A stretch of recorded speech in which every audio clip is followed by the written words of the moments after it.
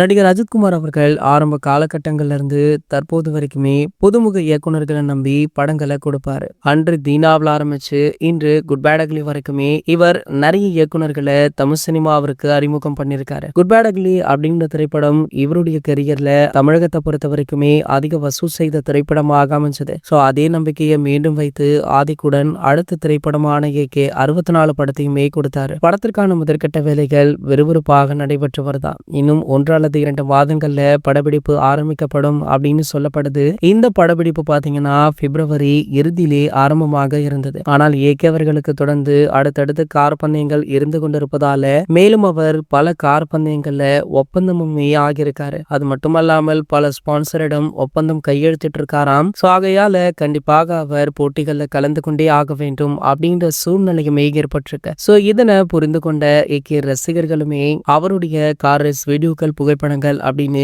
இதனை ஷேர் செஞ்சுட்டு மகிழ்ச்சியாக இருக்காங்க. இந்த நிலையில ஏகே 64 படத்தை தாண்டி ஏகே 65 படம் பற்றி முக்கிய தகவல் ஒன்று வைரலா போயிட்டு இருக்கு. அதாவது ஏகே 65 படத்தை தளபதி விஜய் அவர்களுடைய மகனான ஜேசன் சஞ்சய் அவர்கள் தான் இயக்க இருக்காரா. சமீபத்துல அஜித் சார் ஜேசனுடைய சந்திப்பு நடைபெற்றுள்ளது. இந்த சந்திப்பை ஏற்படுத்தியது நம்ம அஜித் சாருடைய மேனேஜரான சுரேஷ் சந்திரா அவர்கள் தான். சுரேஷ் சந்திரா அவர்கள் ஜேசன் சஞ்சய் அவர்களுக்கு மிகவும் நெருக்கமானவர். ஆகையால இந்த சந்திப்பு நிகழ்ந்துள்ளதாக சொல்லப்படுது. சோ இவங்களுடைய பட அறிவிப்பு எப்போது வேண்டுமானாலும் வெளியாகலாம். இது போன்ற செய்திகளை பத்தி நீங்க உடனே தெரிஞ்சுக்க நம்மளுடைய சேனலை மறக்காம சப்ஸ்கிரைப் பண்ணிக்கோங்க.